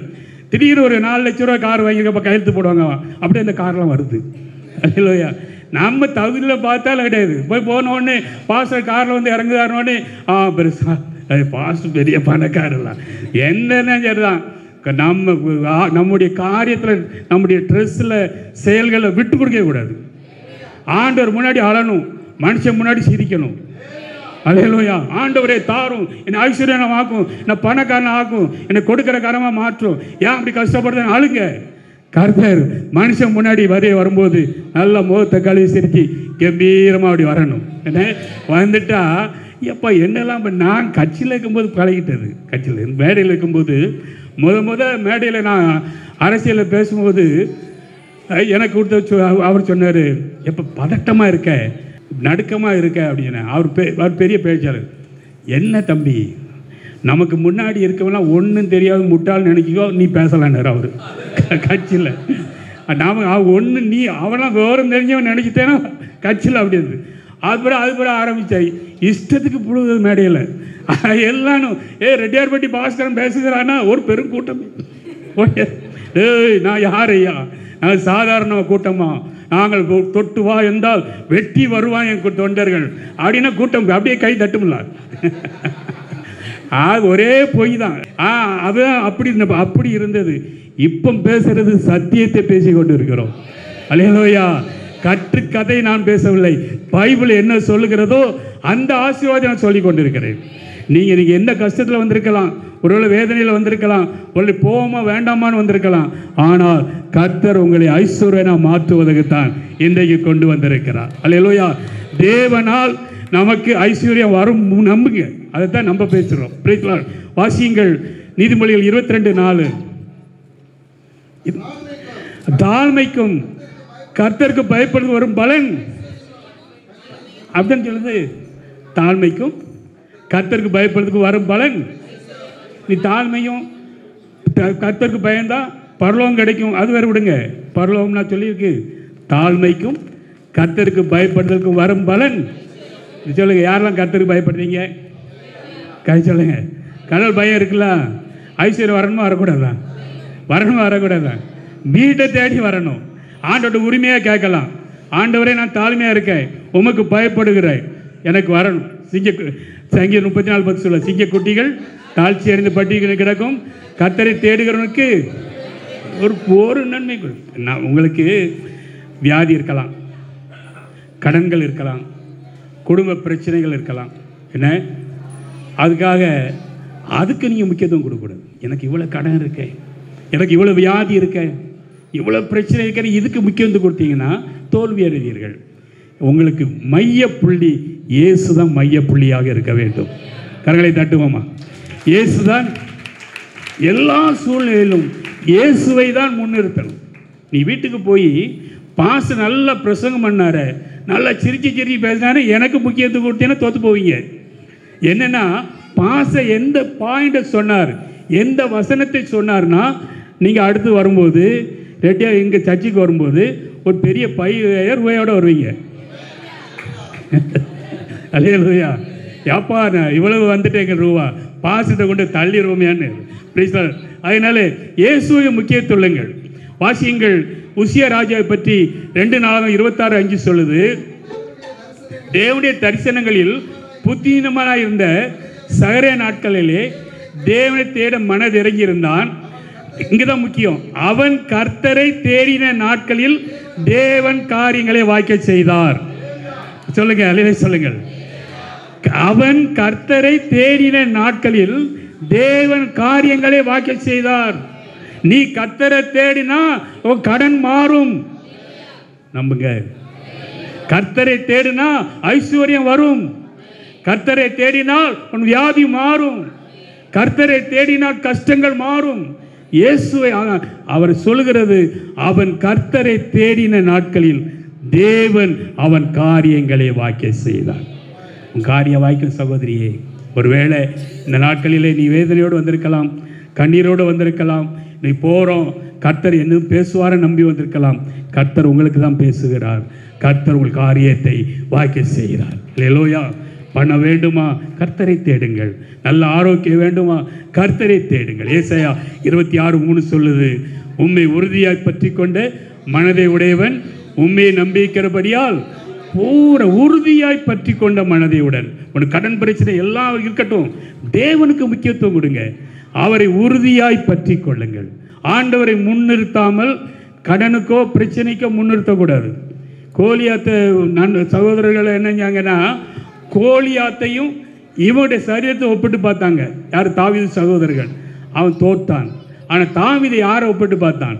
கோலியாத்தையும் தனக்குள் இருக்கிற ஒப்பிட்டு பார்த்தான். கோலியாத்தை ஜெயித்தான். கரங்களை தட்டி மயப்பட்டு, எனக்கு இவ்வளோ கடன் இருக்கிறது, எனக்கு இவ்வளோ கடன் இருக்கிறது, இவ்வளோ கடன் இருக்கிறதே சொல்லிட்டு இருந்தால் ஒரு நாள் கடன் முடியாது. எனக்குள் இருக்கிற பெரியவர் இந்த 17ஆம் தேதி கர்த்தர் பேசி இருக்கிறார், இன்னிலிருந்து நான் ஐஸ்வர்யவான். சொல்லுங்கள், சொல்லி பாருங்க, இன்னிலிருந்து நான் ஐஸ்வர்யவான், இன்னிலிருந்து நான் கடன்காரி இல்லை. நம்பிங்க, கர்த்தர் பெரிய காரியம் செய்வார். வாசிங்க 1 தீமோத்தேயு 6:7. உலகத்திலே நாம் ஒன்றும் கொண்டு வந்ததும் இல்லை, இதிலிருந்து ஒன்றும் கொண்டு போவதும் இல்லை. ஒன்றும் கொண்டு வந்ததில்லை, ஒன்றும் கொண்டு போகிறதும் இல்லை. ஆனால் உலகத்தில் இருக்கிற வரையில் எல்லாவற்றையும் அனுபவிக்க கர்த்தர் இந்த உலகத்தை தந்திருக்கிறார். கரங்களை தட்டி மயப்படுக்கும். ஒன்றும் கொண்டு வந்ததில்லை, ஒன்றும் கொண்டு போவதில்லை. ஒன்று என்ன செய்ய முடியாது? கொண்டு போக முடியாது. ஆனால் எல்லாவற்றையும் வாசியங்கள் வசனம் உபாகமத்தில் 10:14. உபாகம் 10:4. இதோ வானங்களும் வானாதி வானங்களும் பூமியும் அதில் யாவும் எல்லாம் கர்த்தருடையது. வானங்களும் வானாதியும் கர்த்தருடையது. சங்கீதம் 24 சொல்லுது, பூமியும் அது நிறைவும் எல்லாம் கர்த்தருடையது. ஒன்று நமக்குரியது ஒன்றுமே இல்லை. ஏன் இடம்? அங்கே 10 ஏக்கர், இங்கே 4 ஏக்கரு, அங்கே ஏக்கர், அங்கே இந்த இடம் தான் இடம் தான். யாது இடம் நம்ம பூமி என்ன சொல்லுது? நீ எப்போ வாடா வாடா நம்மளை கூப்பிட்டுருக்கு. அது 6 அடி நிலம் தான் நமக்கு சொந்தம். ஆடி அடங்கும் வாழ்க்கையடா 6 அடி நிலமே இதான். மார்க்கு 10:25 சொல்லுது, ஐஸ்வர்யவான் தேவனுடைய ராஜ்யத்தில் பிரவேசிப்பதில்லை. ஒட்டகமானது ஐஸ்வர்யவான் தேவனுடைய ராஜ்யத்தை பிரவேசிப்பதை பார்க்கிலும் ஒட்டகமானது ஊசியும் காது. அதனால் ஊசி காதில் நுழையுமா? ஒட்டகம் நுழையாது. அது உண்மையான ஊசி கிடையாது. எல்லாம் அதே தான். அந்த பெரிய கதவு இருக்கும் பார்த்தீங்களா, அதுக்கிட்ட ஒரு சின்ன கதவு இருக்கும் பார்த்தீங்களா, அதுக்கு பேர் தான் ஊசியும் காது. ராத்திரி ஆட இஸ்ரேல் நாட்டில் எல்லாம் காம்பவுண்ட் சுவர் தான். ஸோ அந்தந்த ரோடுக்கு மேலே தான் இந்த மாதிரி பெரிய பெரிய கதவு இருக்கும். ராத்திரி ஆனால் எதிரிகள் வரக்கூடாதுன்னு சொல்லி காம்பவுண்டு எல்லாம் அடைச்சிடுவாங்க. ஆட்கள் மட்டும்தான் போக முடியும். அது சின்ன கதவு, அந்த இடத்துல சோப்பு கட்டிக்கலாம், அந்த சின்ன கதவுலேயே ஆட்கள்லாம் போகணும். ஆனால் அந்த ஊருக்கு தெரிஞ்சவங்கள், அந்த காவலுக்கு தெரிஞ்ச இருந்தால் ஒட்டகத்துடைய எல்லா சுமையை இறக்கி வச்சுட்டு ஒட்டகம் முட்டங்கள் போட்டு அங்குடி போயிட்டு சுமையை மாற்றுவார்களாம். அதான் ஒட்டகமானது ஊசியின் காதில் நுழைந்த. அதாவது ஐஸ்வர்யவான் தன்னுடைய எல்லா காரியத்தையும் இறக்கி வைத்து விட்டு, இங்கே சம்பாத்தியத்தெல்லாம் இறக்கி வைத்து விட்டு பரலோகத்துக்கு போகலாம். ஒன்று பரலோகத்தை என்ன செய்ய முடியாது, கொண்டு. அது தாழ்மையை குறிக்கும். என்ன, இந்த பைபிளை விட பணம் தான் முக்கியம்னா கண்டிப்பாக தோற்றுருவீங்க. இந்த பைபிள் தான் நமக்கு முக்கியம். இந்த பைபிளத்தை விட பணத்துக்கு முக்கியத்துவம் கொடுத்தா ஒரு நாள் பணம் வரலாம். ஞாயிற்றுக்கிழமை நீ வரலைன்னா நான் ஒரு பெரிய 500 சம்பளம் போச்சுன்னு நிற்கலாம். ஆனால் பைபிள் படி நின்றால் ஒரு நாள் வெற்றி பெறுவீர்கள். வாசியுங்கள் பிரசங்கி 5:10. பணப்பிரியன் பணத்தினால் திருப்படைவதில்லை, செல்வ பிரியன். பணம் நீ எவ்வளோ ரூபா வந்தாலும் சரிதான், பணம் உன்னை திருப்தி ஆக்காது. பைபிள் படி வந்தால் திருப்தி ஆகும். அல்லையா சொல்லுங்கள். இப்போது நீங்களாம் நீதிமான் இல்லையா? யாரெல்லாம் நீதிமான் சொல்லுங்கள், கையை வைத்துங்க பார்க்கலாம். எப்படி நீதிமான் சொல்கிறீங்க? என்ன நம்பிக்கையில் சொல்லுங்க. நீதி செய்கிறவர் நீதிமான். வாசியுங்கள் ரோமர் 5:9 சொல்லுவேன். அவருடைய இரத்தத்தினால் நம்ம நீதிமான். 5:1 விசுவாசத்தினால் நீதிமான். 3:24 இலவசமாக கிருபையினாலே. இப்படி 3 பாயிண்ட் நான் சொல்லுவேன். அவருடைய இரத்தத்தினால் நம்முடைய கிரியையினால என்ன இல்லை. இன்னைக்கு பரலோகம் ஆண்டவர் வந்தால் பரலோகம் போயிடுவோமா? கொஞ்சம் சந்தேகம் தான் பாஸ்டர். நானும் ஜெபம் பண்ணுவேன், ஆண்டவரே என் மனைவி வரால வரலையோ நான் எப்படியாவது பரலோகத்துக்கு. இந்த விஷயத்தில் மட்டும் சுயநலம் இருக்கணும். என் மனைவி சொல்லணும், வீட்டுக்காரர் வரலையோ நான் பரலோகத்துக்கு இருக்கணும். என் பிள்ளைகள் சொல்லணும் அப்படி தான். என் பையன் எங்கள் அப்பா வராரோ வரலையோ நான். இப்போது நம்மளாம் நீதிமான் அப்படி தானே, அவருடைய கிருபையினால, இரக்கத்தினால, விசுவாசத்தினால. இப்போ நீதிமொழிகள் 15:6 சொல்லுது, நீதிமான் வீட்டில் ரொம்ப பணம் இருக்குமா. பீரோவில் திறந்தா சேலையாத்தானே விழுது, பணமாக விழுது. ஆண்டவர் பீரோவில் பணத்தை நிரப்ப பார்க்காரு, திறந்து பார்த்தா சேலை இருக்குது, அதனால பணம் வரல. சொல்லுங்கள். இன்றைக்கி என்ன செஞ்சீங்க? போய் ஒரு ரேக்கை காலி பண்ணிடுங்க. ஆண்டவர் இதை பணத்தால் நிரப்பும். நம்புறீங்களா? எங்கள் அப்பா காலங்களில் எல்லா வீடுகளிலும் பணப்பெட்டின்னு ஒரு பெட்டி இருக்கும். எங்கள் வீட்டிலலாம் இருந்தது. அதில் பணத்து வைக்க வேண்டிய சில்லறை போடக்கூடிய ஒரு பெட்டி. என்ன தினகரனுக்கு தெரியுமா? அதெல்லாம் பணம் வைக்கிறதுக்கு ஒரு பழைய ஆட்கள்லாம் வச்சுருப்பாங்க. பணப்பெட்டின்னு ஒரு பெட்டி வச்சுருப்பாங்க. அதை பூட்டி பையில் வச்சுக்கிடுவாங்க. அது அண்ணா கையில் கட்டி வைக்கிடுவாங்க பெரிய ஆட்கள். இப்போ நம்ம பணப்பெட்டிலாம் துறை போட்டு பீரோவில் வாங்கி வச்சுட்டு பீரோல் ஃபுல்லாக சேலையாக நிரப்பி வச்சுனா, இப்போ ஏன் வீட்டில் நீதிமான் வீட்டில் பொக்கிஷம் இல்லைன்னா பணம் வைப்பதற்கு இடம் இல்லை. சிரிப்பா சொல்கிறேன். அல்லேலூயா. நீ போய் பீரோவில் ஜெபம் பண்ணதுக்கு ஒரு அறை வச்சிருக்க மாதிரி பணம் வைப்பதற்கு ஒரு அறையை வையுங்கள். பக்தர் உங்கள் பெட்டியை நிரப்புவார். விசுவாசத்தோடு சொல்லுங்க. அல்லேலூயா. பணம் வைப்பதற்கு. அதனால பணம் தான் முக்கியம் இல்லை, வசனத்தை அடிப்படையில். அதனால் என்றைக்கு போய் இது பண்ணி பாருங்கள். பீரோவில் ஒரு இடத்த ஒதுக்கி, நான் அப்படி ஒதுக்கி வச்சுருக்கேன். பணம் வந்துகிட்டே இருக்கு. வந்துகிட்டே இருக்கு. பாய் விரித்து பருப்பவனு வாய் திறந்து தூங்குகிறான், பஞ்சனையிலே நான் படுத்தும் நெஞ்சிலோ அமைதியிலேன்னு சினிமா கரை எழுதியிருக்கான். நிம்மதியாக தூங்குங்க.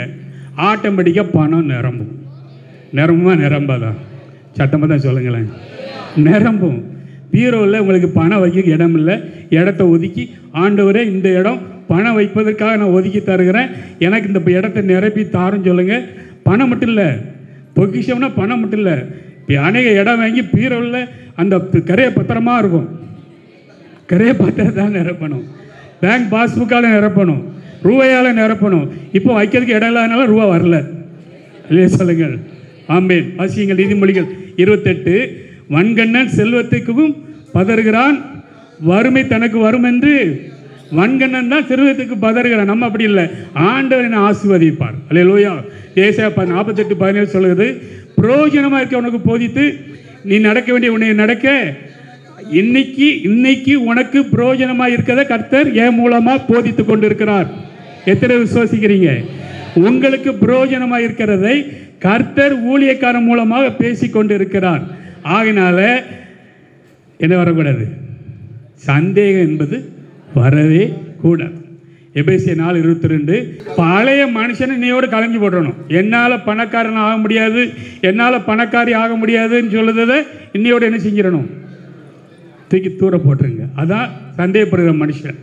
23 சொல்லுது, உங்கள் உள்ளத்தில் புதிதான இன்னையில இருந்து உங்களுக்கு உள்ளத்தில் ஒரு ஆவியை கர்த்தர் கொடுக்கிறார். நான் இன்னைக்கு ஒரு புதிய ஆவி உள்ளவனாய் வந்திருக்கிறேன். இனிமேல் நான் கடனாளி அல்ல, நான் கடன் கொடுக்கிறவன். சொல்லுங்க.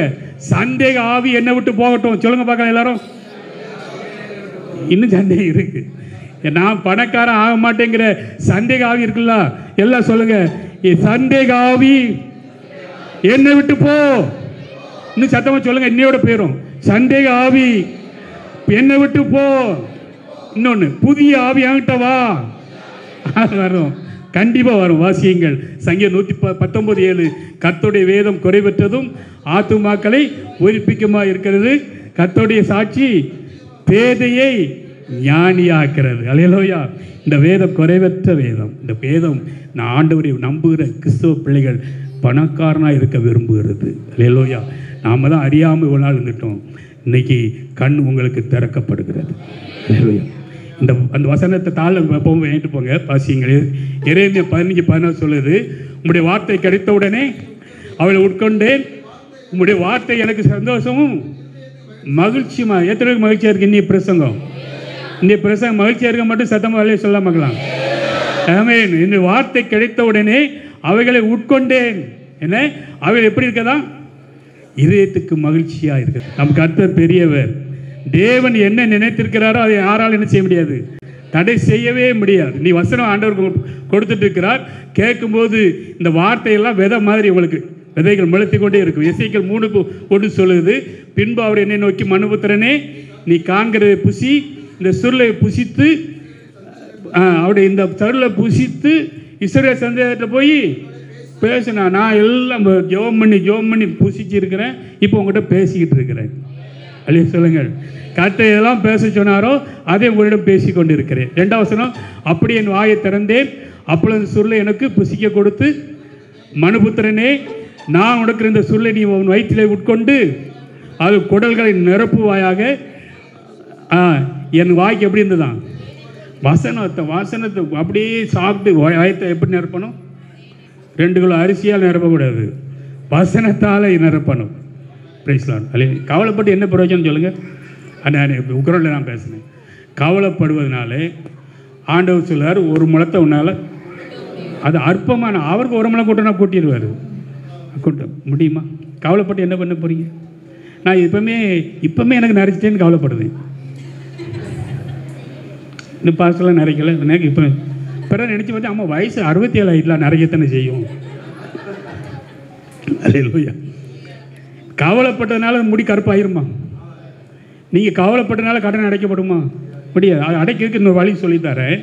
ஆகையினாலே நீங்கள் கவலையை முதலாவது விட்டு விடுங்கள். அடுத்த பாயிண்ட்டு வாசிங்க. 2 தெசலோனிக்கர் 3:10. ஒரு வேலை செய்ய மனது இருந்தால் அவன் சாப்பிடவும் கூடாதுன்னு அவங்களுக்கு இருந்தபோது அடுத்து வேலை செய்யணும். அடுத்து என்ன செய்யணும்? வேலை செய்யணும். வேலை செய்யாமல் நம்ம கடனெல்லாம் அடைக்க முடியும்.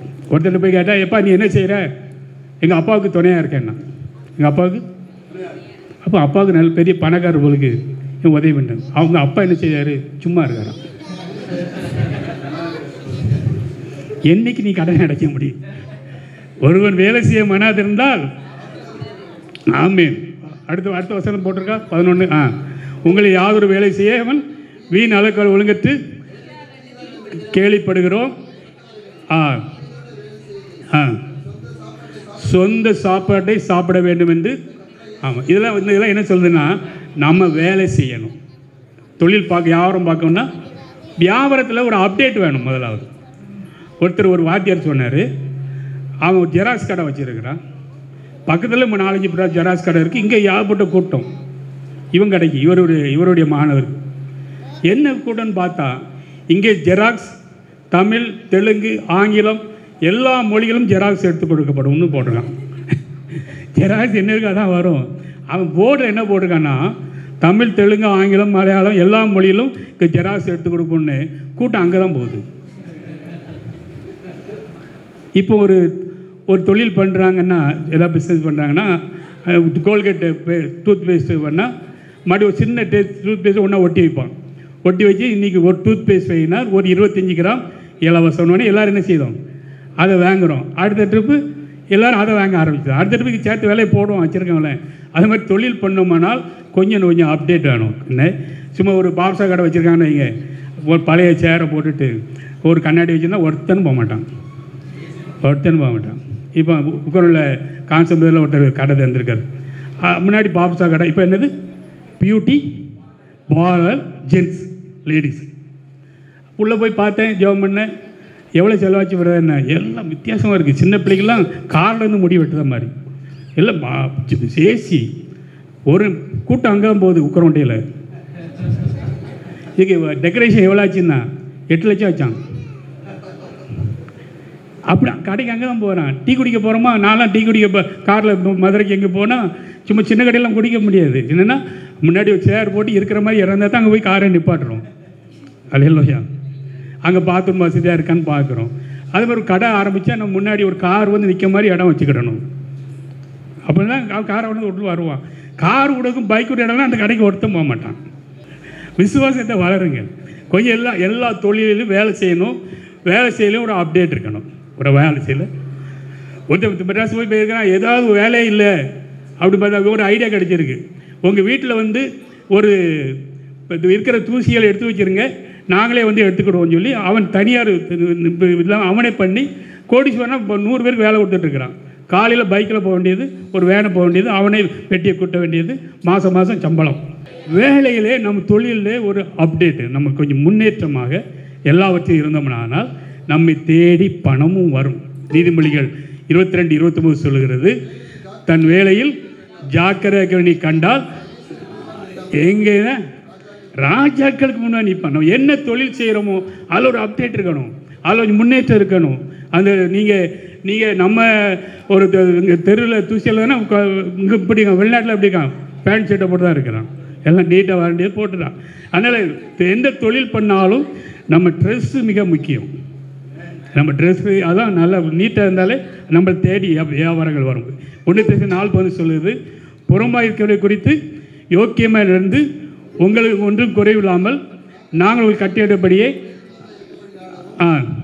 சொந்த அலுவலை பார்க்கவும் சொந்த கலை வேலை செய்யவும். ஆமாம், அதாவது நம்ம ஐஸ்வர்யம் ஆகணும்னா நம்ம கொஞ்சம் வேலை செய்யணும். அது வந்து குறுக்கு வழியை என்ன செய்யக்கூடாது, தேடக்கூடாது. ஆண்டவராக நம்மளை ஆசீர்வதிப்பதற்கு நம்முடைய வேலை செய்ய வேண்டும். வாசியங்கள் பிரசிங்க 9 சொல்லுது, செய்ய முடியும் கைக்கு நேரு எதுவாதை உன் பலத்தோடு இப்போகிற பாதாளத்தில் செய். அது என்ன அவர் சொல்ல முடிஞ்ச அளவுக்கு நம்ம சொந்த கைகளை வேலை செய்ய வேண்டும். பிலிப்பியர் 4. பிலிப்பியர் ஒன்றுக்கும் கவலைப்படாமல் எல்லாவற்றையும் குறித்து உங்கள் விண்ணப்பங்களை சோதரக்கூட ஜெபத்தினாலும். முதலாவது ஒன்றுக்கும் கவலைப்படாமல் ஜெபம் பண்ண தெரியணும். கல்யாணம் முடிக்க போகிற மாப்பிள்ளை கவலைப்படுதான். கல்யாணம் முடிக்க போகிறவன் யாராவது கவலைப்படுவானா? நாளைக்கு கல்யாணம் முடிய போகிறோம், நாளைக்கு சந்தோஷமாக இருப்போம், மனைவிட்ட பேசுவோம், அவன் கவலைப்படுறான். என்னப்பா கல்யாணம் முடிக்க போகிறேன் ஏன் கவலைப்படுதுன்னு கேட்டால், ஒன்றும் இல்லை, நம்ம வீடு ரோட்டை ஒட்டி இருக்குது. நாளைக்கு கல்யாணம் முடிஞ்சு எனக்கு பையன் குழந்தை பிறந்து அவன் ரோட்டில் ஓடி ஒருவேளை காரு தான் அடித்து செத்து போயிட்டா என்னன்னு செஞ்சு கவலைப்பட்டுருக்கானா? கவலை இன்னைக்கு அநேக கவலை. அதான் கவலை. பைபிள் சொல்லுது, ஒன்றுக்கும் கவலைப்படாமல். சொல்லுங்க, என் கடனை குறித்து கவலைப்படாமல், என் தேவைகளை குறித்து கவலைப்படாமல் ஆண்டவர்கிட்ட சொல்ல என்ன செஞ்சுக்கிடணும், பழகிக்கொள்ள வேண்டும். அடுத்து பேச்சு, வாய் பேச்சு. நீதிமொழி 21:23 சொல்லுது, தன் நாவையும் தன் வாயும் காக்கிறவன் ஆத்மாவை எக்காந்து கொண்டு. நான் பெரிய கடங்காரன், நான் பெரிய கடங்காரி, இதை தான் என்ன செய்யக்கூடாது சொல்லவே. கடங்காரன் எத்தனை பேர் புலம்புறீங்க? புலம்பல என்ன செஞ்சிடணும்? என்ன சேர்த்த ஒரே புலம்பு. என்ன எப்படி இருக்கீங்க பிரதர்? இருக்கும் பாஸ்டர், இருக்கும். சிஸ்டர் எப்படி இருக்கீங்க? என்ன சொல்லுங்க? இருக்கும். அந்த இருக்கும் வார்த்தையே விட்டுறணும். கர்த்தரை நல்லா வைத்திருக்கிறார். சொல்லுங்க, கர்த்தரை. அல்லேலூயா. பிலிப்பியர் 4:13 சொல்கிறது, என்னை பிளப்படுத்துகிற கிறிஸ்துவினாலே எல்லாவற்றையும் செய்ய பலன். சொல்லுங்க, என்னை பிளப்படுத்துகிற கிறிஸ்துவினாலே. நான் சொல்லுங்க, என்னை பிளப்படுத்துகிற கிறிஸ்துவினாலே கடன் அடைக்க பலன் உண்டு. பலன் உண்டா இல்லையா? கடன் அடைக்க பலன் உண்டு. நான் ஐஸ்வர்யனாக பலன் உண்டு. எனக்கு ஒரு புதிய வீடை கட்ட பலன் உண்டு. இந்த பக்கத்தில் சத்தமே வர மாட்டேங்க. பெண்கள் உச்சாம இருக்கீங்க. முன்னாடி சொல்லுவோமா, என்னை பலப்படுத்துகிற கிறிஸ்துவினாலே கடன் அடைக்க பலன் உண்டு. ஐஸ்வர்யனாக பலன் உண்டு. புதிய வீடு கட்ட பலன் உண்டு. ஒரு புதிய பைக் வாங்க. பழைய பைக்கில் தூர போடுறங்க, புது பைக் வரும். அல்லேலூயா. புதிய கார் வாங்க. என்ன பாஸ்டர் கார் வாங்குங்க? கார் வாங்குவீர்கள். அல்லே சொல்லுங்கள், கார் வாங்குவீர்கள் கண்டிப்பாக. அதனால் எல்லாவற்றையும் எழுதி வச்சு கொடுங்க. வீட்டில் போய் எழுதி வச்சுருங்க. என்னை பலப்படுத்த கிறிஸ்துவினாலே பேப்பரில் எழுதிட்டு உங்களுக்கு என்ன தேவையோ அதை எழுதிக்கிடுங்க. கடன் என்னால் அடைக்க முடியும், இல்லை கார் வாங்க முடியும். காரில் வாங்க முடியும்னு வாங்குவீங்க. ஆனால் கார் வேணும்னா கார் விடுறதுக்கு முன்னாடியே வீடு கட்டும்போது கார் விடுற மாதிரி இடம் விட்டு வீடு கட்டணும். நான் அப்படி இடம் விட போய் தான் வீட்டுக்கு கார் கிடச்சிது. இல்லையா? ஏன் வீடு ரூபா இல்லைன்னு பீரோவில் இடம் இல்லைன்னு சொன்னால் அது மாதிரி வீடு புதுசாக கட்டுறீங்கன்னா ஒரு கார் விடுறதுக்கும் வீடை கட்டணும். இப்போ இந்த சர்ச்சு கட்டும்போது இப்படி தான் எங்கள் எல்லோரும் சொன்னாங்க, அந்த ஒரு கிளமையில தான். அது என்ன கிளமையில தான் இருக்கணும் அப்படின்னா. அப்படி இருக்கட்டும். நாளைக்கு ஒரு வேளை கார் வாங்கினோம்னா விட்டுக்கலாம்னா அது மாதிரி கார் வாங்கிட்டோமா எங்களையா? சத்தம் சொல்லுங்க. அல்லேலூயா. ஆனால் என்னை பலப்படுத்துகிற கிறிஸ்துவில முடியும். நீதிமொழியில் 18:21 சொல்லுது, மரணமும் ஜீவனும் நாவின் அதிகாரத்தில் இருக்கிறது. நான் நல்லா இருப்பேன்னா நல்லா இருப்பீர்கள். நான் இருப்பேன், நான் ஏழை, நான் கஷ்டம், நான் வந்து புழு அப்படிங்களா, நான் ஒரு பூச்சி, இப்படி இந்த பிரசங்க இந்த பேச்சாளர் செஞ்சிடணும், விட்டுறணும். அது இந்த ஜெபம் பண்ணும்போது உரிமையாக ஜெபம் பண்ணணும். அந்த பரிமை கூட்ட மாதிரி இயேசுவே தாவீதின் குமாரனேலாம் கூப்பிட, அது பிச்சைக்கார ஜெபம். என்ன? ஆண்டவரே எனக்கு ஐஸ்வர்யத்தை தாரும். தாவீது இயேசுவே என்ன ஐஸ்வர்யம் ஆக்குவீரா அப்படிலாம் சொல்லிடக்கூடாது. ஐஸ்வர்யத்தை இப்போ என் பையன் இருக்கிறான், என் பையன் 2 பேர் இருக்கிறான். என்கிட்ட ரூபா வந்து கேட்கும்போது எனக்கு 1000 ரூபா வேணும்போது, எங்கள் அப்பா மிகவும் நல்லவர், மிகவும் இறக்கம் உள்ளவர், அவர் ஊழியம் செய்கிறார், இறக்கமுள்ள எங்கள் அப்பா, ஒரு 1000 ரூபா தாங்கப்பா அப்படியே கேட்பான். அப்படியே கேட்பேன். எப்போ ஒரு 1000 ரூபா தாங்க. எங்கள் ஸ்டீபன் சில நேரம் ஃபோன் பண்ணுவான், எப்போ ஒரு 3000 போட்டு விடுங்கம்மா, நாளைக்கு அனுப்பிடுவேம்மா. உடனே டக்கு டக்கு திரும்பி வரும்ல, திரும்பி வராது. அது என்னென்னா அப்பாட்ட வாங்கின ரூபா நமக்கு சொந்தம். எங்கள் அப்பா எனக்கு கொடுக்க அளவுக்கு எங்கள் அப்பா என்ன வச்சுருக்கிறார், நான் அவர்கிட்ட இருக்கிற ரூபாலாம் யார் ரூபான்னு நம்பிக்கையோடு வச்சுருக்கிறேன். இல்லையே சொல்லுங்கள். அதே போல் அப்பாட்ட கேட்கும்போது தாவீதின் குமாரனை பிச்சைக்கார ஜெபம்லாம் பண்ணாமல் தேவனை என்னை ஐஸ்வர்யனா மாற்றும், என்னை கடனை மாற்றும் சொல்லி உரிமையோடு ஜெபம் பண்ணுங்க. சொல்லுங்க, இனிமேல் உரிமையோடு ஜெபம் பண்ணுவாங்க. அல்லேலூயா. மேரேஜ் லைசன்ஸ் வாங்கின புதுசு. அப்போ ஒரு பாஸ்டர் கூப்பிட்டு, பாஸ்டர் நாங்கள் எல்லாம் நடத்திக்கிடுவோம், நீங்கள் கையெழுத்து மட்டும் வாங்கிக்கிடுங்க அப்படின்னா. உங்களெல்லாம் பிரசங்கம் பண்ண தெரியாதான்னு சொன்னார். ஆமாம், எனக்கு பிரசங்கம் பண்ண தெரியாது. அவங்க எல்லாம் நடத்தி முடித்து 11 மணிக்கு கல்யாணம் செய்து 4 பேர் செய்து 11 மணிக்கெல்லாம் முடிஞ்சு வச்சு. அந்த சர்ச்சிலே சாப்பாடு பிரியாணி அப்போ தான் அரிசி போடுறாங்க உள்ள. அந்த பாஸ்டர் கேட்டார், பாஸ்டர் கொஞ்ச நேரம் பேச தெரியுமான்னாரு. என்ன சொன்னார், கொஞ்ச நேரம் இந்த பிரியாணி இன்னும் ரெடியாக இல்லைன்னாரு. இப்போ இவங்க பேசும்போது எல்லோரும் வெளியே போயிட்டாங்க, இந்துக்கள்லாம் வந்திருந்தாங்க. இப்போ நான் பேசின உடனே ஆரம்பித்தேன். வீட்டில் என் மனைவி புருஷனை அடிக்கான், புருஷன் மனைவியாக அடிக்கான், ஏனால சண்டை வருது. 2 மணி நேரம் பேசியிருக்கேன், ஒரு ஆள் போகலை. இப்போ பாசு முடிஞ்சிட்டு பிரியாணி ரெடி ஆகிட்டுன்னு பையன் கேட்பேன். கலாத்தியர் 6:7 சொல்லுது, மனுஷன் நான் பணத்தை எப்படி செலவழிக்கணும் ஆண்டவர் பார்க்குறாராம். என்ன, நம்முடைய பணத்தை எப்படி சரிங்க. ஸ்டீவன் நல்லா சொல்லிட்டாப்ல. அதை கலாத்தியர் 6:7 சொல்லுது, மனுஷன் எதை விதைக்கிறானோ, பணத்தை வச்சுன்னா பணத்தை அறுப்பீங்க. அல்லேலூயா. பணமெல்லாம் விதை. அதேபோல் நெல் அரிசி வேணுன்னா எதை விதைக்கணும், நெல்லை விதைக்கணும். கேரட் வேணும்னா கேரட்டை விதைக்கணும். எனக்கு தக்காளி வேணும்னா தக்காளி விதைக்கணும். பணம் வேண்டுமானால் பணத்தை விதைக்க வேண்டும். பணம் அறுவடை செய்ய வேண்டுமானால் பணத்தை என்ன செய்ய வேண்டும் சொல்லுங்க, விதைக்கணும். விதைச்சா கண்டிப்பாக அறுப்பீர்கள். நான் அடுத்த பாயிண்ட் போயிட்டு இருக்கிறேன். ஆண்டவருக்கு பணம்லாம் தேவையில்லை. வெளிப்பதி 21 சொல்லுது, 21 12 வாசலும் 12 முத்துக்களாக இருந்தன, ஒவ்வொரு வாசலும் ஒவ்வொரு முத்தாக இருந்தால் அவருக்கெல்லாம் பணம் தேவையில்லை. ஆனால் நமக்கு விதைக்கிறதே ஒன்று ஆண்டவர் சொல்லி கொடுக்கிறார். 2 கொரிந்தியர் 9:10 சொல்கிறது, விதைக்கிறதுக்கு விதையும் புசிக்கிறதுக்கு ஆகாரத்தையும் அளிக்கிறவர் உங்களுக்கு விதையை அளித்து, அதாவது ஆண்டவர் விதைன்னு ஒன்று கொடுக்குறார். நீங்கள் முன்னாடி உள்ள நாட்கள்லாம் விதைக்கிறவருக்கு விதை முதல்னு ஒன்று வச்சுருப்பாங்க, அதை சாப்பிடவே மாட்டாங்க. நமக்கு விதை முதல் என்ன தெரியுமா, பணம் தான் விதை. அதுக்கு சாப்பிட்றதுக்கு தனியாக தருவார். விதைக்கிறதுக்கு விதையும் விதை முதல்ல சாப்பிட்டாச்சுன்னா அடுத்த ட்ரிப்பு ஒன்றும் நடக்காது. அல்லேலூயா. அதனால் நமக்கு இருக்கிற பணம் எல்லாம் விதை. என்ன, அதான் விதை என்றால் ஏழைகளுக்கு கொடுப்பது, ஏழைகளுக்கு கொடுப்பது. அதை அந்த நீதிமொழிகள் 11:24 சொல்கிறது, வாரி இறைத்தான் விருத்தி அடைவார் உண்டு, அதிகமாக பிசினித்தனம் பண்ணியும் மாறி இறைக்கணும். அள்ளி கொடுப்பதில்லை. நான் அதை செய்வேன். என்கிட்ட பைசாவே இல்லட்டா கூட இருக்கிற ரூபாய் யாருக்காவது கொடுக்கறது பழக்கம் எனக்கு. அப்படி இருக்குது. பெட்ரோலுக்கு வச்சுக்கிற ரூபாய் எத்தனை நேரம் யாராவது கேட்டால் கஷ்டம் கொடுத்துருவேன். ஆனால் அடுத்த ட்ரிப்பு வரும்போது பெட்ரோல் போடும்போது யாராவது ஒரு ஆள் பணம் கொடுப்பாரு. அவங்க அதிசயம் நடத்தி கொண்டு இருக்கிறார். அதனால் பிசினித்தனம் பண்ணியெல்லாம் பண்ணவே கூட ஆண்டவர் கொடுப்பதில்லை, தாராளமாக கொடு. 112:9 சொல்லு, வாரி இறைத்தான் ஏழைகள் கொடுத்தான் அவன் நீதி. ஆமாம், ஏழைகளுக்கு கொடுப்பதிலே நம்ம பணத்தை செலவழிக்கணும். என்ன, ஏழைக்கு இறங்குறவன் ஏழைக்கு கொடு. ஏழைக்குன்னா இந்த பிச்சை எடுக்க வராங்க பார்த்தீங்களா, அவனுக்கு இல்லை, அவன்லாம் பெரிய பணக்காரனாக இருக்கிறான்.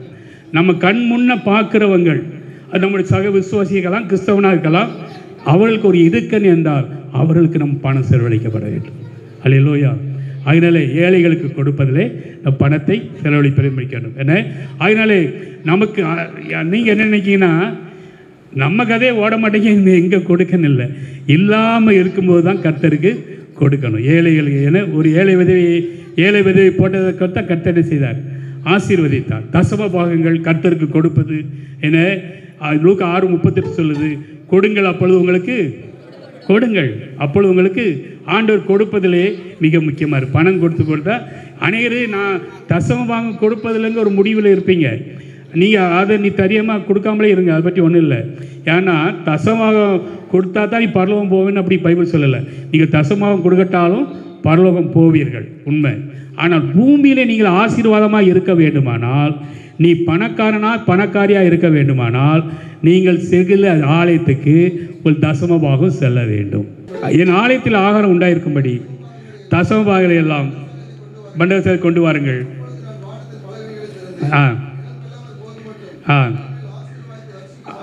தசமாகலாம் தச்சு கொண்டு வான்னு சொல்லிட்டு பூமியின் 11ஆம் வசனம் பாருங்க. அதாவது கனியை பச்சித்து பிசாசை கண்டிப்பார். பணம் நம்முடைய உழைச்ச பணம் வீணாக போகாதபடி கண்டிப்பார். அல்லேலூயா. இன்னொன்று சொல்லி முடிக்கிறேன். 2 நாளாகமம் 31:6 வாசியங்கள். 2 நாளாகமம் 31:6. யூதாவின் பட்டணங்களில் குடியிருக்கிற இஸ்ரேல் புத்திரரும் யூதா புத்திரரும் மாடுகளும்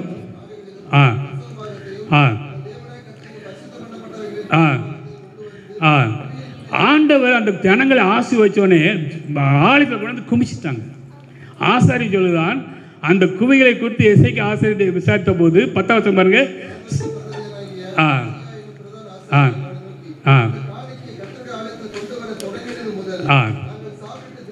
நாங்கள் சாப்பிட்டு திருப்தி அடைந்தோம், இன்னும் மிச்சமும் இருக்கிறது, மீதம் இருக்கிறது. அல்லேலூயா. அந்த ஜனங்களே தசமபாகம் கொடுக்க ஆரம்பித்தோடனே ஜனங்களை ஆசீர்வதிக்க ஆரம்பிச்சிட்டார். அவங்க தாராளமாக கொடுத்து ஊழியக்காரன் சாப்பிட்டு இன்னும் மிச்சம் இருக்க அளவுக்கு சபை பெருகி விட்டது. கரங்களை தட்டி பயன்படுத்தோம். நம் ஆண்டவர் ஐஸ்வர்யம் உள்ளவர். நம்ம விசுவாசியின் தகப்பன் ஐஸ்வர்யம் உள்ளவர். நம்ம வீட்டில் என்ன இருக்குது? ஆசியும் ஐஸ்வர்யமும் நம்ம வீட்டில் இருக்கணும். நம்ம இயேசு எப்படி இருந்தார்? ஐஸ்வர்யனாக இருந்தார். நானும் ஐஸ்வர்யன். இதெல்லாம் நமக்கு நம்மை படைத்த தேவன் எப்படி இருக்கார் என்பதை பைபிள் தெளிவாக சொல்லியிருக்கிறது. கர்த்தர் என்று உங்களை ஆசி வைத்திருக்கிறார். கர்த்தர் இன்னையில் இருந்து நீங்கள் யார்? பெண்கள் எப்படி சொல்லுவீங்க? நான் ஐஸ்வர்ய வாழ்த்தி. இன்னையிலிருந்து ஆமாம், உங்களை இன்னையிலிருந்து கடன்காரி அல்ல. இன்னையிலிருந்து. அல்லேலூயா. முதலாவது என்ன? உபாகம் 8:18 ஐஸ்வர்யத்தை சம்பாதிக்கிறதுக்கான பலனை. இப்போ நீங்கள் காலையில் எழுந்தோடனே இந்த வசனத்தை வாசித்து, ஆண்டவரே எனக்கு ஐஸ்வர்யத்தை சம்பாதிக்கிறதுக்கான பலனை தாரும். அடுத்து ஆசி ஐஸ்வர்யமும் என் வீட்டில் இருக்கணும் ஆண்டவரே சொல்லணும் ஒவ்வொரு நாளும். அடுத்து உத்தமாய் நடக்கிறவர்களுக்கு பணத்தை வழங்காதிரார் அப்படி சொல்லணும். உத்தமாய் நடக்கிறவருக்கு ஐஸ்வர்யத்தை வழங்காதிரார். அடுத்து நீதிமான் வீட்டிலே பொக்கிஷம் என்ன சொல்லியிருக்கேன்? இதுக்கு வீட்டில் என்ன செய்யணும்? ஹீரோவில் ஒரு ரேக்கை காலி பண்ண சொல்லியிருக்கிறேன் பணம் வைக்கிறதுக்கு. நீதிமான் வீட்டில் பொக்கிஷம். அடுத்து என்னை பிளப்படுத்துகிற கிறிஸ்துவினாலே, ஆமாம், என்னை பிளப்படுத்துனாலே கடனை அடைக்க யார் சொல்லணும். அடுத்து தேவனுடைய ஐஸ்வர்யத்தின்படி என் குறைவை என் கடனை எல்லாம் மகிமையினா அவருடைய வல்லமைன்னு அர்த்தம். வல்லமையாக நிறைவாக்குவார்.